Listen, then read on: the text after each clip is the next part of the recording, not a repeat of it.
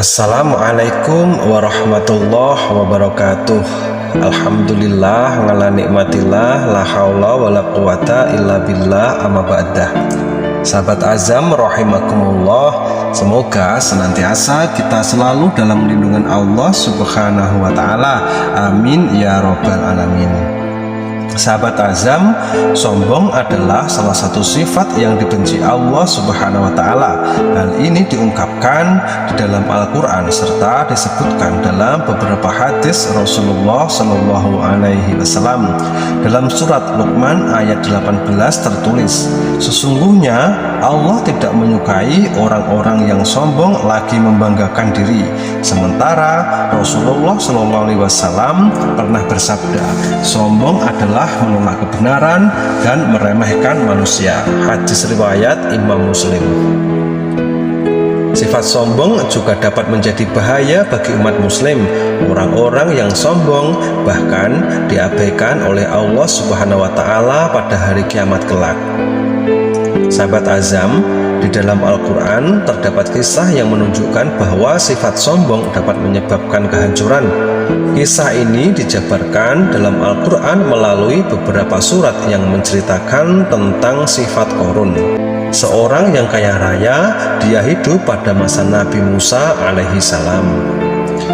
Dalam surat Al-Qasas ayat 76 diceritakan bahwa Qarun adalah umat Nabi Musa yang dilimpahi harta kekayaan.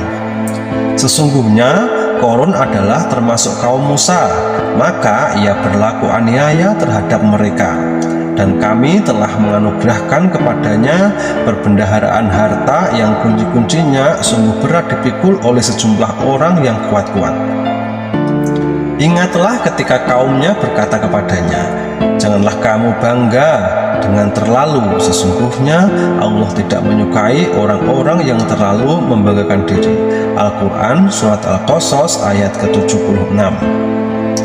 Sahabat Azam rahimakumullah, dikutip dari buku tafsir Ibnu Katsir karya Muhammad Abdul Ghaffar, Qarun disebutkan masih memiliki hubungan kekerabatan dengan Nabi Musa. Awalnya ia dikenal sebagai sosok yang pintar dalam berdagang. Ia juga mendapat julukan Munawir yang artinya bercahaya. Qarun juga dikenal sebagai orang yang memiliki suara merdu kala membaca kitab Taurat. Atas permintaan Qarun, Nabi Musa mendoakan agar Allah Subhanahu wa taala melimpahkan harta benda. Bukan tanpa alasan, Nabi Musa mendoakan karena melihat Qarun selama ini dikenal sebagai orang yang sangat soleh. Saking banyak harta yang dimiliki, Qarun bahkan tak pernah pergi seorang diri. Dikisahkan bahwa setiap keluar rumah, dia selalu berpakaian mewah didampingi oleh 600 orang pelayan yang terdiri atas 300 laki-laki dan 300 lagi adalah perempuan. Bukan hanya itu teman-teman, ia juga dikelilingi oleh 4.000 pengawal dan diiringi 4.000 binatang ternak dan 60 ekor unta yang membawa kunci-kunci gudang kekayaannya. Dengan kekayaan yang berlimpah ini, ternyata Qarun menjadi ingkar dan berkhianat. Dan Qarun pun berkata, sesungguhnya aku diberi harta itu semata-mata karena ilmu yang ada padaku. Tidakkah dia tahu bahwa Allah telah membinasakan umat-umat sebelumnya yang lebih kuat daripadanya dan lebih banyak mengumpulkan harta, dan orang-orang berdosa itu tidak perlu ditanya tentang dosa-dosa mereka. Al-Quran Surat Al-Qasas ayat ke-78. Harta kekayaan Qarun lenyap saat ia diperintahkan untuk membayar zakat, namun ditolaknya dengan alasan zakat akan mengurangi hartanya. Kisah Qarun ini juga disebutkan dalam Al-Quran Surat Al-Ankabut ayat ke-39.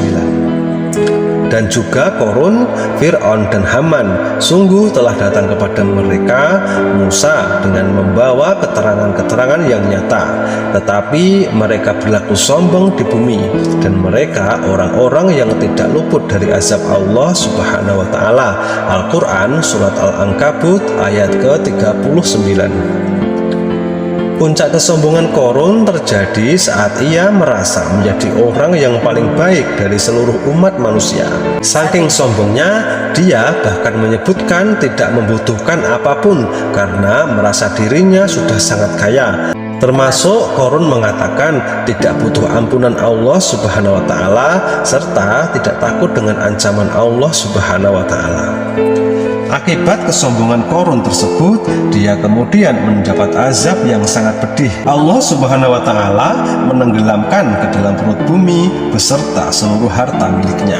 Maka kami benamkan dia, Korun, bersama rumahnya ke dalam bumi. Maka tidak ada baginya satu golongan pun yang akan menolongnya selain Allah. Dan dia tidak termasuk orang-orang yang dapat membela diri. Al-Quran Surat Al-Qasas ayat ke-81.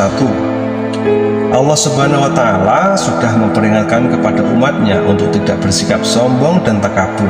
Sesungguhnya semua perbuatan itu akan ada ganjarannya. Negeri akhirat itu kami jadikan bagi orang-orang yang tidak menyembuhkan diri dan tidak berbuat kerusakan di bumi.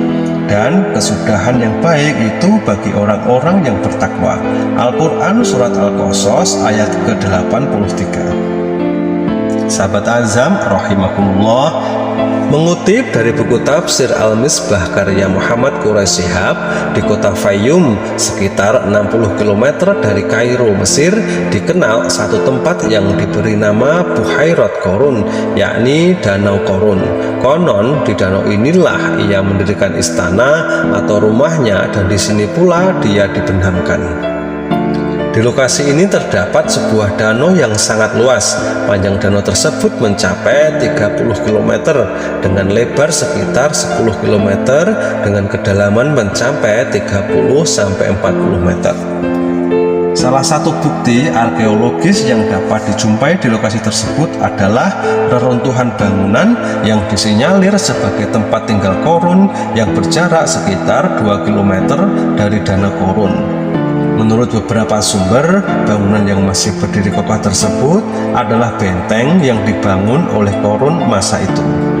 Namun ada juga yang mengatakan bahwa bangunan itu adalah tempat tinggal Korun atau istana Korun. Sahabat Azam rahimakumullah, itulah cerita tentang Korun ditenggelamkan Allah Subhanahu wa Ta'ala karena sifat sombong dan takaburnya. Semoga kita semua dalam lindungan Allah Subhanahu wa Ta'ala. Sekian dari saya, wallahul muwaffiq ila aqwamit thoriq. Wassalamualaikum warahmatullahi wabarakatuh.